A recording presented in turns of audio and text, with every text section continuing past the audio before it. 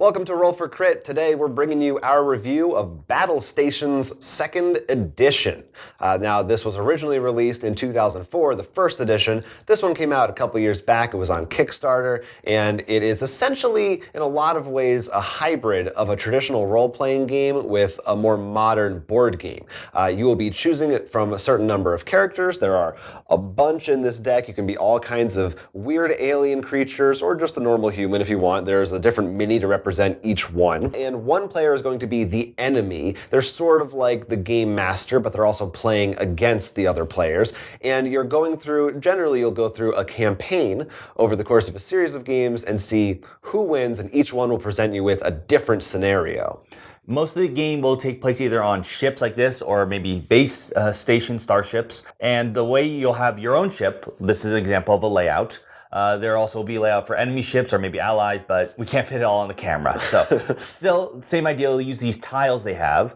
And the tiles, like the player characters, if you notice with their bases, generally come in 4 colors. Blue tend to be the engineering that involves more dealing with energy and maybe repairing or doing things like that. Green is science, this is teleportation, maybe even asking questions and having to do research. The helm, which is yellow, is piloting your ship and moving the ship around, with red being your offense, so firing off missiles and cannons and hoping you hit. Now, for each room, there will be these star spots. That's sort of the consoles where you can interact with the room. Now, let's say you are on one of these spaces. You will then look at your card, and they'll have a sort of stat. In this case, this card probably wants to be in a red room, hence the red coloring, and you will roll 2 dice. Now your goal will be to hit a certain number goal depending on a little fun card tile sheet here. It'll tell you what you need to hit. Sometimes it's static, like an 11. Sometimes it may require distance because it makes sense. If you're trying to teleport to something, the farther it is, the harder it is to hit the target, so on and so forth.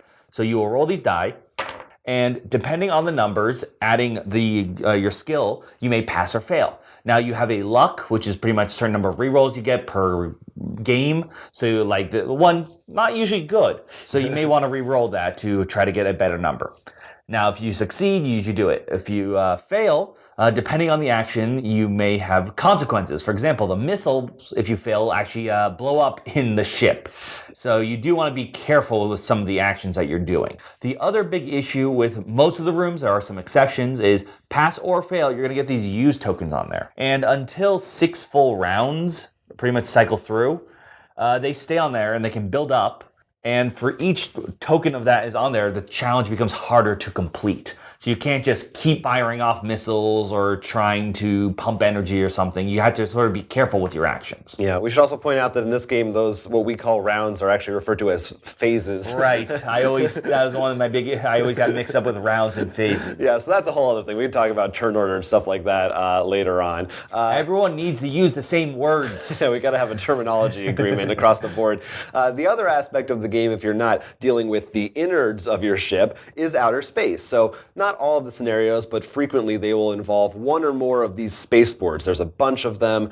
You can line them up in different ways. The other side has an asteroid field on them for different scenarios like that. And your ship will be on there as a mini. And, that also relates to this over here. This board tells you all the different power levels of your ship's functions. So speed is how fast your ship moves. At the start of each phase, your ship will move according to that in whatever direction they were going in. This over here is out of control. That refers to situations where maybe your ship got hit by something. It's going to be harder for you to take actions because you're rocking around the place. You know, the Star Trek. Right, you're doing that. And then you've got your helm, guns, and shields. Different things, the power levels that can all be affected by going to the engine room and trying to raise those or transferring from one to the other. And they will determine how much you can do. So like if you want to shoot your cannon, that's going to cost you a point of guns. Raising your shields, shield points. Piloting, changing your speed or changing course, that will take helm points. That's going to have a lot of effects. And of course, there may be other objects such as an enemy ship, which maybe you have to worry about colliding with, or how far away they are, so you can try to shoot missiles at them, like we said before, teleport over to there, etc. So there's a lot going on. This is just a fraction of the kind of thing that will come into the game. Like you said, there could be other ships going on. There's a lot of different characters that could come into play. There are bots if you don't have a full group, and sometimes the enemy might employ those tools to attack you and attack each other. Different types of items you can get too. Some characters have, you might get med kits or a jetpack or Yeah, if you actually look at these cards, they have like personal, like some start with certain equipment already, and of course also because this is a lot of weird aliens. It's not like it's just a Klingon, which is a human with some extra bone structures. We have like this weird creature here, or my personal favorite. Insert name. Yes, his name is insert name. And he comes with 7 hands because he's like just this giant hand creature. Yeah, and the hands could come into play, what you want to carry and what you're trying to activate at any given time. And yeah, a lot of the game is definitely, the style is a little tongue-in-cheek, a little not over-the-top comical, but definitely has a sense of humor. But reminds me really of like 60s, like original classic Star Trek with that kind of goofy serial vibe to it, like space adventures. They even have the silicon creatures from right, yeah, and I mean, you can see this is, again, not even all the minis that come in. It has a lot of stuff in it. And I think the biggest place to start with this game is the fact that it's a combo, like I said, of RPG and board game. Right. I mean, usually, when you do an RPG, the dungeon master, unless you just have a jerk of a friend, isn't really trying to compete with you. Yeah, and this one, it's much more like a straight-up competition, but they're also handling things like, of course, enemy movement and, some other issues that might happen. They also get this fun little plot twist deck, which sometimes to be able to play cards from, which are pretty much just weird things happening, like a broken laser beam, or the foes are stronger, or just your flight isn't as smooth as you'd hope it would be. Yeah. So there's some interesting stuff going on there, and I think that was maybe also kind of one of the biggest hurdles for us too, is coming into this and trying to understand which parts of this are more like a role-playing game, which parts are more like a board game. The base set, which is what we're really focusing on in our review today, comes with a set of missions. I think it's 8 missions that carry you through a campaign that essentially acts as a tutorial, and as you go, it introduces more and more rules. And then there's also an advanced rule book, which is a full-on hardcover book like you would get for a standard RPG. But that doesn't come with the base Doesn't come with the base game.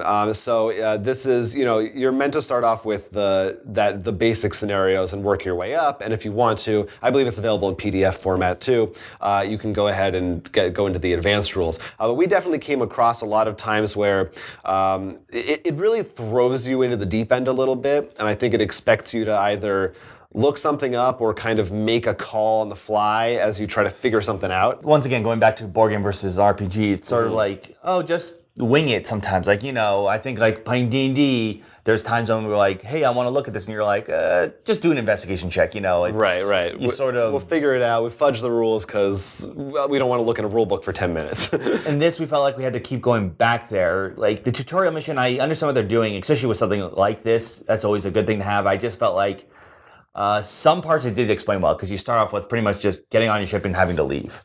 But then a couple other things we're a little bit confused about. I don't think it explained as well, or could have a bit more focusing on in those tutorials, especially not just for the players, or even for the dungeon master. I don't know what it would call in this case, the enemy. And because the enemy technically just wins if the heroes lose 3 times, I believe was the number. Yeah. Just straight up wins. So it is competitive in that sense. But there are some fun things to it that I really did enjoy. And I think you should play this more as an RPG. You'll get a lot more out of this. Yeah, I think that's a big part of it, is just the mindset. Don't go into this. I mean, what's cool about it, if you do have that advanced rule book, even if you don't, you can kind of look some stuff up, is there really is, for almost everything you can think of, there's probably a rule behind it. Even some of these, this is just the basic list. There's more than this. But some of these are like, ask a yes or no question, cloak. You things that you may not think of immediately, but they are built into the game, which is cool. And there's actually things like the cannon can be changed to different firing modes depending on what you have. There's different rules. When hitting with teleportation, hitting with missiles, anything of a projectile of sort. There's actually rules about do you see you hit it straight on? Do you hit from the side? And so there are a lot of interesting rules, thoughts, and love went into this. I think it's just because of maybe for us going through so many board games and not having just a straight up book where we were like, what's the exact ruling on this? Because I don't want to, multiple times trying to teach a game, I might have forgot a rule or two, and I feel really bad about it because... I think you got to go in with one of two ways. Either you play more casually and you just say, hey, if we need to figure something out, we'll either look it up or figure it out ourselves. Or if you really want to get all into this, I do think you want to pick up that advanced rulebook and really learn it before taking this to a group. Yeah, I think those are the cases. Either way, I think you brought up Star Trek, and I actually think that's the mindset. If you like that kind of stuff, you'll go in more. This like going to space RPGs like Pathfinder, Starfinder. Sorry, that to me is still more like Star Wars, where there's like the hero. He's stands a head above, like really far beyond. While there's creatures who are better at technology, better at science, better at piloting. This is feel more like the Star Trek where you're all sort of a crew on a ship and you have to work together like that. You can't really just be that one guy who has a lot of crazy magic or something. Yeah, and there's so many weird and cool alien designs. No, that's the fun thing too. It's like each one is really weird. And they're not all just humanoid. Like we brought up all these weird species, which makes it, I think, really fun and interesting. Yeah, and they have really interesting weird abilities that are really cool. And the fact that if you don't have a full group of 4, the generic, like one of each team, you can get robots is really nice because that way you don't feel like, should I play a tech this round or am I going to be punished because I only went offense or don't have anyone who's good at offense, which you really do need because these used tokens can really be a pain. So many times when I was rolling on both sides, I was like, I'm great as long as it's a 50-50 chance. Okay. I only need a 4 or higher on this, so it's still 50-50 on this reroll.